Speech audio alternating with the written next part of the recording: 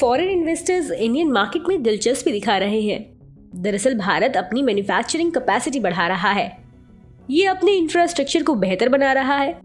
Goldman सैक्स group के chief India economist Shantanu Sengupta ने ये बात कही है। ब्लूमबर्ग को दिए एक इंटरव्यू में उन्होंने इंडियन मार्केट और इंडियन इकोनॉमी के बारे में कई बातें बताई। उन्होंने कहा कि इंडिया ने कोरोना महामारी के दौरान भी 50 से 55 अरब डॉलर का फॉरेन डायरेक्ट इन्वेस्टमेंट हासिल किया है। इसकी एक वजह यह है कि investors digital new economy assets वाले मार्केट्स में निवेश करने में दिलचस्पी दिखा रहे हैं। उन्होंने कहा कि सरकार ने इंडिया में मैन्युफैक्चरिंग बेस बढ़ाने वाली कंपनियों के लिए इंसेंटिव का ऐलान किया है। इसके अच्छे नतीजे मिले हैं। इंडिया में इन्वेस्टमेंट करने में FIIs खासकर फॉरेन डायरेक्ट इन्वेस्टमेंट में काफ़ी दिलचस्पी देखने को मिली है। इंडिया इन्वेस्टर्स को अट्रैक्ट करना चाहता है क्योंकि ग्लोबल मैन्युफैक्चरिंग कंपनियां खासकर टेक्नोलॉजी फर्म्स चीन का ऑप्शन तलाश रही हैं। इंडिया और वियतनाम में इस बिजनेस का बड़ा हिस्सा आने की उम्मीद है। खास तौर पर इलेक्ट्रॉनिक्स में ऐसा देखने को मिल सकता है।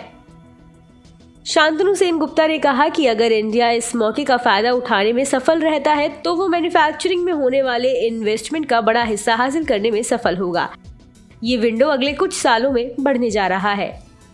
शांतनु सेनगुप्ता ने यह भी कहा कि इंडियन इकोनॉमी बहुत अच्छी स्थिति में है। उन्होंने सितंबर तिमाही में इंडियन इकोनॉमी की ग्रोथ 6.3% रहने का अनुमान जताया था। 30 नवंबर को GDP ग्रोथ के जारी आंकड़े उम्मीद के मुताबिक रहे।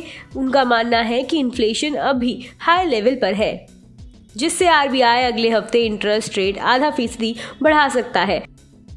फिर वो फरवरी में इंटरेस्ट रेट 0.35% बढ़ा सकता है। बता दें कि मनी कंट्रोल पर दिए गए विचार एक्सपर्ट्स के अपने निजी विचार होते हैं। वेबसाइट या मैनेजमेंट इसके लिए उत्तरदायी नहीं है। यूजर्स को मनी कंट्रोल की सलाह है कि कोई भी निवेश निर्णय लेने से पहले सर्टिफाइड एक्सपर्ट की सलाह लें।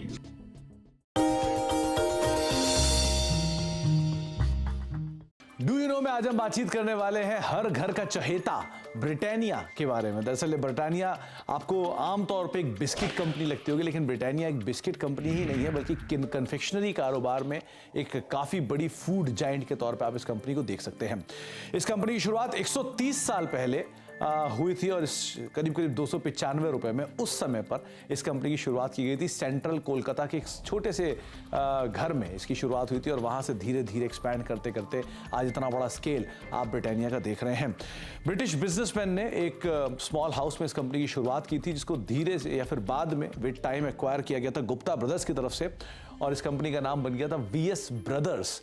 लेकिन विद टाइम इस कंपनी में मल्टीपल चेंजेस हुए ओनरशिप को लेकर, जिसके बाद और फेरबदल हुआ और एक ऐसा भी समय आया 1979 में जबकि नेबिस्को ब्रांड, जो ओरियो के एक संस्थापक के तौर पे जानते हैं, जिनको आप ओरियो बिस्किट को अगर आप जानते हैं तो वो नेबिस्को की ब्रांड रहे हैं, उन्होंने इस कंपनी को एक्वायर कर लिया था। एक मेजर स्टेक करीब 27-28% के आसपास स्टेक वो इस कंपनी के अंदर ओन करते थे।